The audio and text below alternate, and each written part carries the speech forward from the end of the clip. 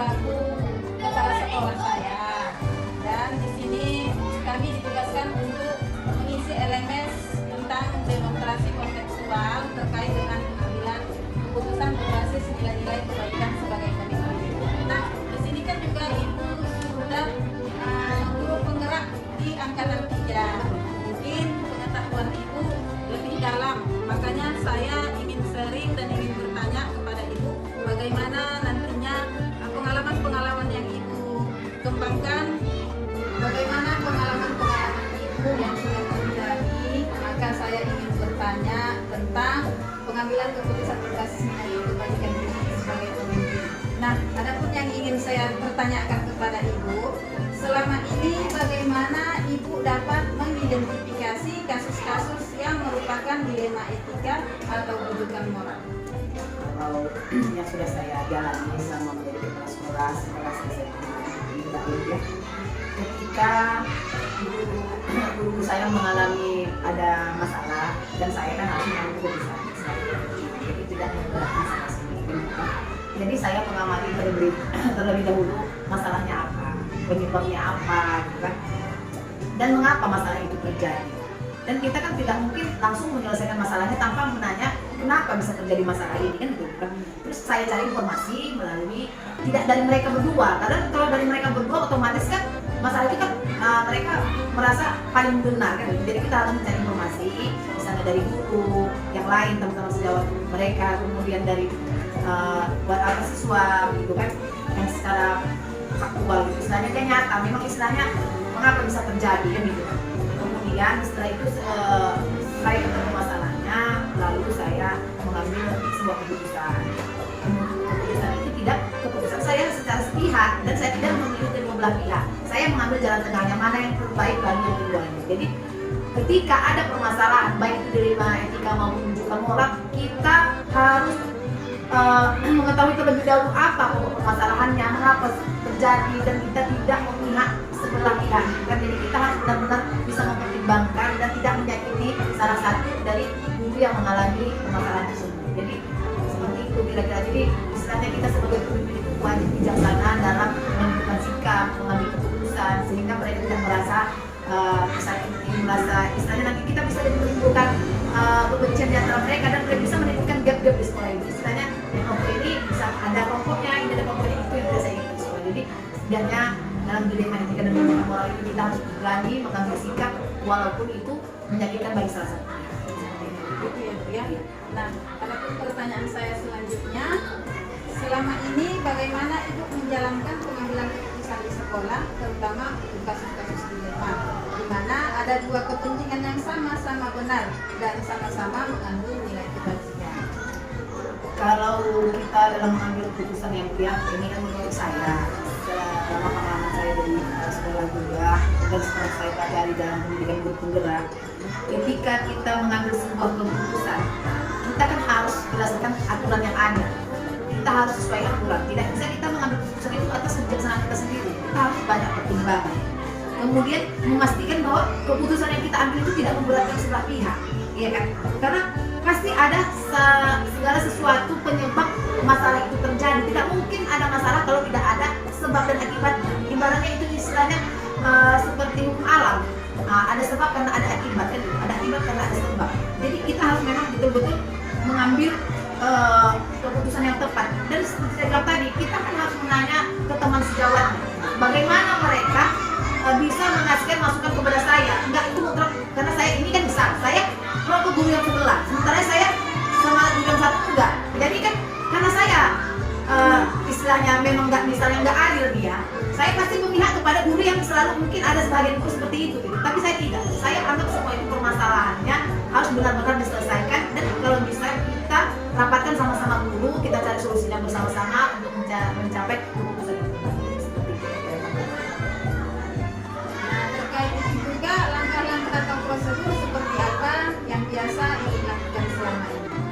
Kalau saya bilang tadi ya, langkah pertama saya mencari permasalahan, sebab permasalahannya apa, akar dari permasalahan itu apa. Misalnya mereka kan apa nih, berselisih paham, kenapa, apa permasalahan. Kedua, saya ulang lagi, saya tanya teman sejawatnya, ini timbulnya karena apa. Saya kan nggak mungkin kayak saya bilang berulang-ulang mengambil keputusan keputusan saya sendiri tanpa menggali informasi dari yang lain. Iya, jadi ibaratnya saya wawancarai lah, saya tanya, kemudian saya panggil satu-satu atau kita mendiskusikan secara bersama-sama, ya kan? Kemudian saya cermati, saya analisis, saya pelajari kenapa bisa terjadi.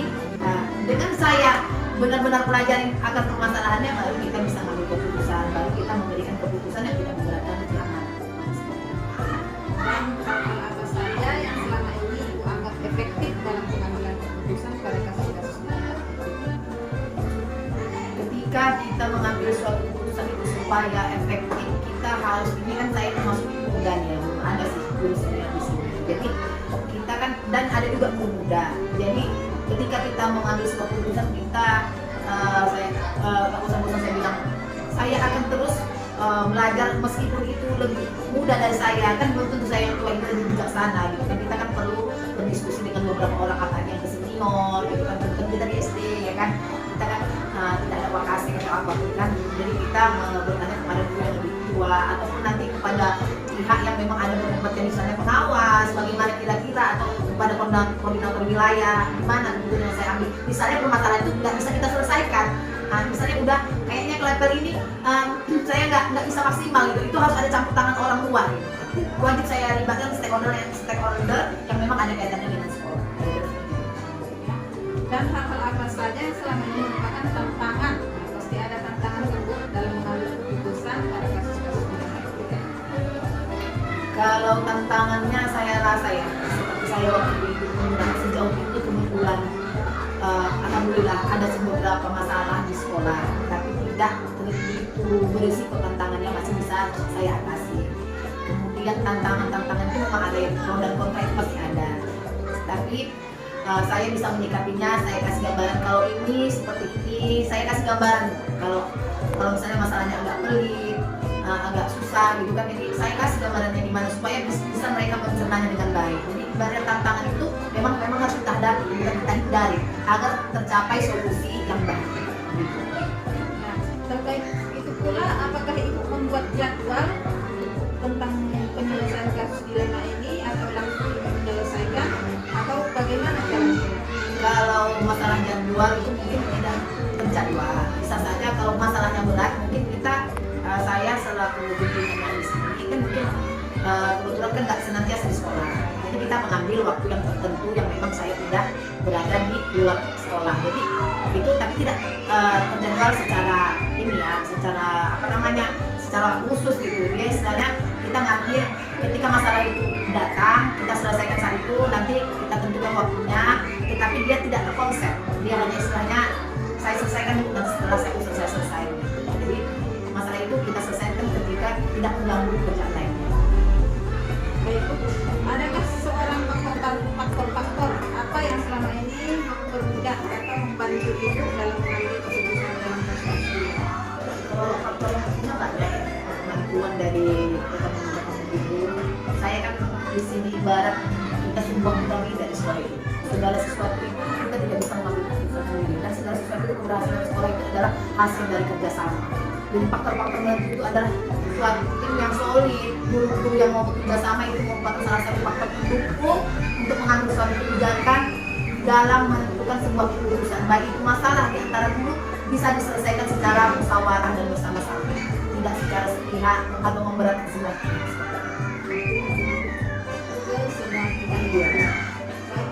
Terakhir, dari semua hal yang telah Ibu sampaikan, pembelajaran apa yang Ibu petik dari pengalaman Ibu dalam mengambil keputusan di Depok? Dari semua yang telah saya pelajari, baik kasus waktu saya dari itu sampai saya pimpinan ini, pengalaman adalah merupakan guru yang terbaik, dan pengalaman itu mengajarkan kita untuk bekerja tanpa kita tahu istilahnya sebelumnya kalau saya jadi pimpinan di mana ya. Nah, ketika kita mau bekerja, pengalaman itulah mengajari kita untuk bagaimana kita membenahi diri kita untuk lebih baik lagi. Jadi saya harapkan ini nanti menjadi seorang pimpinan. Mudah-mudahan saat ini mungkin ada kesempatan terbuka bagi itu, raih peluang itu sebaik-baiknya, manfaatkan waktu itu sebaik-baiknya, abdikan diri kepada masyarakat, anak kita semua untuk perbaikan yang lebih baik lagi, agar semua menjadi sejahtera dan pendidikan yang kita. Jadi pekerjaan kita itu kita lakukan dengan ikhlas, tanpa paksaan, tanpa ada istilahnya intervensi dari manapun. Kalau kita bekerja dengan ikhlas, insya Allah Tuhan akan selalu membimbing kita di dalam hidup. Baik, Bu, terima kasih sudah Ibu memberikan paparan-paparan terkait apa yang saya tanyakan tentang pengambilan keputusan berkas dan kebajikan sebagai pemimpin. Mudah-mudahan apa yang Ibu sampaikan bisa saya cermati dan akan bisa saya terapkan di sekolah-sekolah jika nanti ada rezeki saya menjadi seorang pemimpin, dan mudah-mudahan Allah mengabulkan doa kita ya. Dan mudah-mudahan Ibu sehat, saya juga sama-sama sehat, untuk kedepannya bisa kita saling berkolaborasi untuk dunia pendidikan. Dan saya akhiri, assalamualaikum warahmatullahi wabarakatuh. Terima kasih ya Bu. Sehat-sehat ya Lus ya, semoga ya sukses ya Bu ya. Amin. Alhamdulillah. Doakan ya Bu.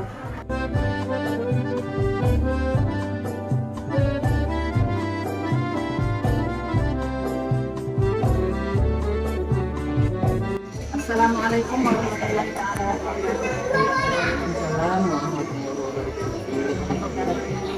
Alhamdulillah sehat. Saya mempunyai tugas di modul 3.1 demonstrasi konstitusional itu tentang pengambilan keputusan berbasis nilai itu banyak sekali. Nah, di sini saya ketahui Ibu sebagai kepala sekolah SD Hadir, saya ingin mewawancarai Ibu atau saya Bersedia sekali Bu. alhamdulillah. Dan apa jawaban-jawaban itu nanti mudah-mudahan bisa saya ambil manfaatnya dan juga bisa saya kembangkan dan saya laksanakan. Terkait pertanyaan saya yang pertama, selama ini bagaimana Ibu dapat mengidentifikasi kasus-kasus yang merupakan tidak atau Menurut saya yang saya lihat di sekolah saya mengenai kasus yang terjadi yang dikatakan dilema etika atau rujukan moral, yaitu permasalahan yang terjadi itu kita kumpulkan dulu informasi-informasi tentang kepada tim politika, kemudian informasi itu berupa faktual ya, tidak nyata dia. Kemudian setelah itu kita bersama-sama mengambil keputusan dari masalah yang terjadi di sekolah kita. Jadi keputusan bersama itulah kita ambil sehingga mengacu kepada peraturan-peraturan yang ada di sekolah saya. Nah, selanjutnya bagaimana Ibu menjalankan pengambilan keputusan di sekolah Ibu, terutama untuk kasus-kasus di mana ada dua kepentingan yang sama benar dan juga sama menghargai. Ya. Tadi sudah saya katakan ya, saya rapatkan dengan Tuan Guru, kemudian kita ambil keputusan dari permasalahan yang akan permasalahan itu dan menjadi suatu aturan pada kita, di mana aturan yang berlaku itulah yang harus kita lakukan. Dalam hal itu langkah-langkah dan prosedur seperti apa yang dilakukan selama ini?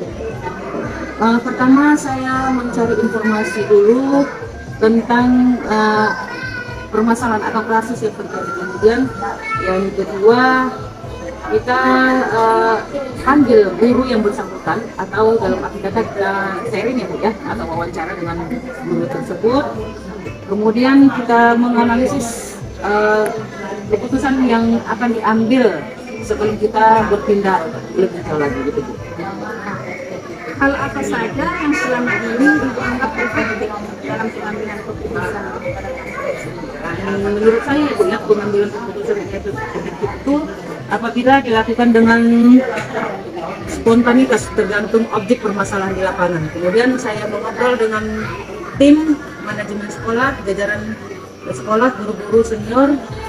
Kemudian saya minta pendapat kepada guru-guru tersebut sehingga pendapat-pendapat mereka saya tampung, mana yang baik itulah yang dijadikan keputusan bagi permasalahan.